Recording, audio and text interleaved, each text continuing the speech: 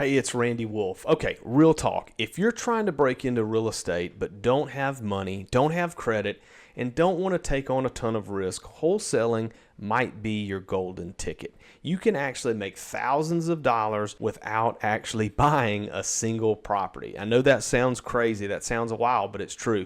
So stick with me, because by the end of this video, you'll know exactly how wholesaling works, how to find deals, how to find buyers, and how to walk away with your first paycheck without using any of your own money. So let's break it down now step by step. Now, here's what most people get wrong about wholesaling. It's not just about flipping a contract. It's about solving someone's problem.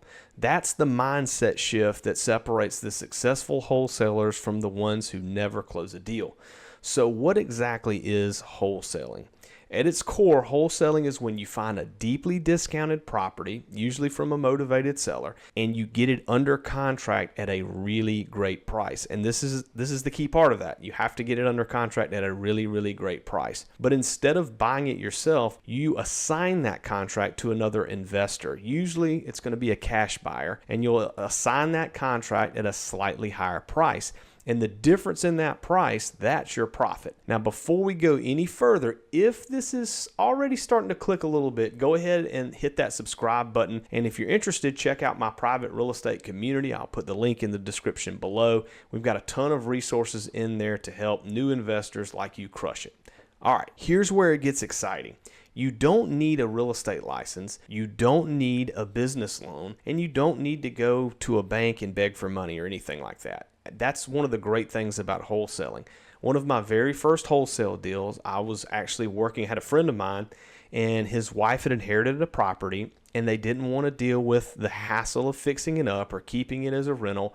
And so I ended up putting that property under contract for $170,000, and I ended up assigning it to a fix and flipper for $179,000. So I made $9,000, and I never owned the property.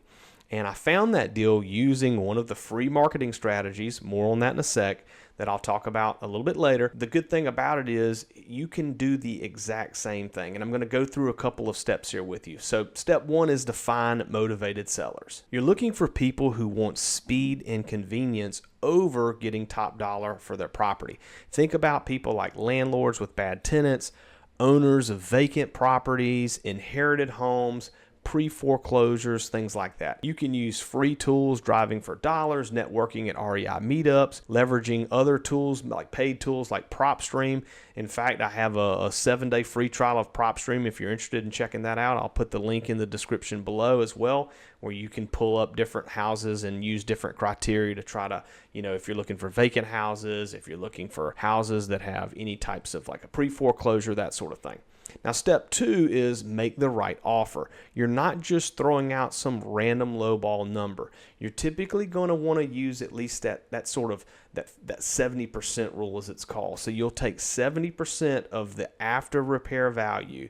So you'll have ARV times 70% minus the estimated cost of repairs, and then that's going to be what a flipper would pay, typically their maximum allowable offer. And then you're going to back in your profit from there. So if you wanted to say, let's say you were shooting for $10,000, you would take ARV times 70% minus the estimated repairs equals maximum allowable offer that a flipper would pay minus your wholesale fee of, let's say, $10,000. And you want to do that to ensure there's enough spread for your end buyer to make a profit, and it gives you that ability to make your profit in that price point where you would get that assignment fee. Step three is you want to build your cash buyers list. Now, this is really, really critical, and some people even talk about you should build your buyers list first. But you can build a buyers list using Facebook groups. You can go to local real estate meetups. You can call all those "We Buy Houses" signs that you see around your neighborhood and your areas where you live. You can call them. The goal is to build a list of investors who actually are looking for deals,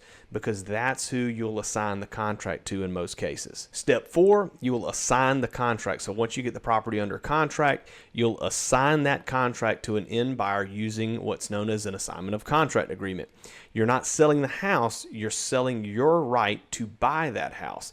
It's simple, it's legal, and it's super scalable. You just want to make sure that wherever you're located, that you are allowed to wholesale properties. There are certain states and areas where you're not allowed to wholesale or you have to have a license. So just make sure you check on all the rules and regulations for your area. Now, if you're thinking, okay, man, this sounds great, Randy, sounds awesome, but where do I actually find my first deal? That is a really, really good question. And here's the kicker. Your first check is usually hiding in your network. So again, you can use your network of people, and you would be completely surprised how many people you already know who knows someone that has a house in distress. So tell people what you do, post it on social media, mention it in conversations, let folks know, hey, I help homeowners who need to sell quickly by connecting them with local investors. If you know anyone, let me know. Going back to that first deal that I did where I made $9,000, that came from a friend. I'd known him for almost 25 years, and he had absolutely no idea that I was investing in real estate until I told him. And that is when he asked me if I'd be interested in the house his wife just inherited.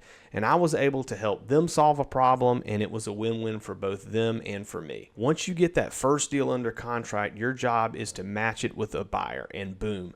That is where wholesaling is magic. That's where you get the wholesale fee, money in your pocket. You help the buyer, you help yourself. And remember, you didn't need to pull your credit. You didn't need to apply for a loan. You didn't have to fix up a property. You just connected the dots and solved a problem. And that's the magic of wholesaling. I appreciate you watching this video, and I look forward to seeing you in the next one.